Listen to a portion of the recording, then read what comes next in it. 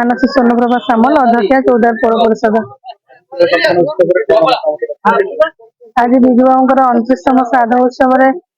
महान जननायक प्रभात पुरुष झड़र इगल तांकर अमर आत्मार सद्गति निमंते आमे प्रार्थना करुछु एवं तांको श्रद्धांजलि जणाउछु। आज आमर समस्त पौर परिषदर समस्त काउंसिलर भाई भौणी नेतृत्व विजु जनता दल युव छात्र महिला समस्त आज एकत्रित होती।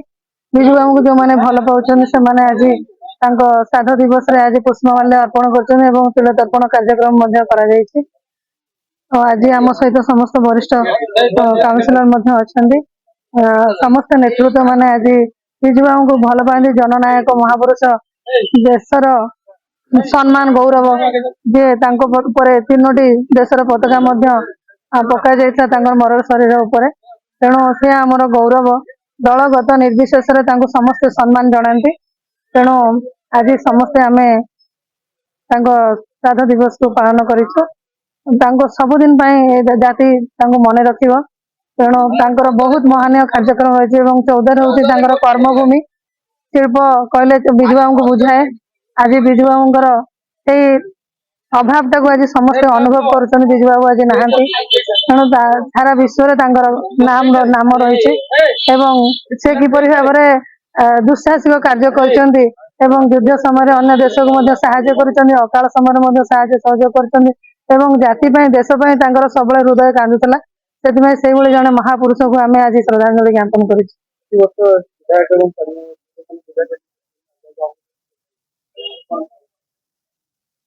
तो आपण मैंने समस्ते जानते प्रति जहाँ अन्याय भावुँ कि जेहेतु से दल प्रति कम कर बहुत प्रति अन्याय विचार करा से आज अनुपस्थित अच्छा कि तथापि विजु बाबू को सम्मान दिखती हृदय विजु बाबू अच्छा। दिलीप साहू काउंसिलर चौदार पौर परिषद प्रभात पुरुष विजु बाबूंकर आज 29तम श्राद्ध दिवस। यही श्राद्ध दिवस उपलक्षे हम मैंने समस्त एकाठी होइछे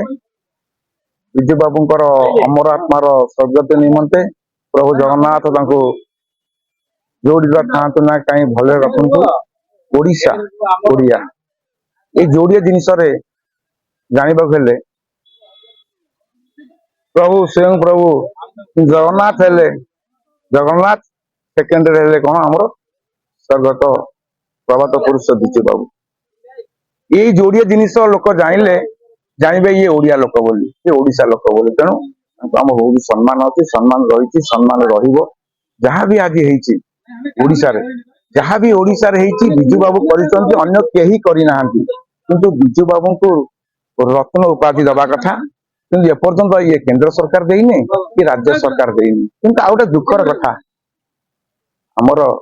प्रिय नेता चौदार कटकर पूर्वतन विधायक चौदार कटकर सर्वांगीन उन्नति करिसंती किए डॉक्टर प्रभात रंजन विश्वास किंतु तांको जो प्रकार व्यवहार करा जाइछि एवं करा जाउछि गोटे दुर्भाग्यजनक तांको भलिया नेता माने मु आज्ञा चौदार पौर परिषदर मुझे अहंकार गर्व करी कहूने भगवान को आशीर्वाद और जनसाधारण आशीर्वाद मो 7 थर काउंसिल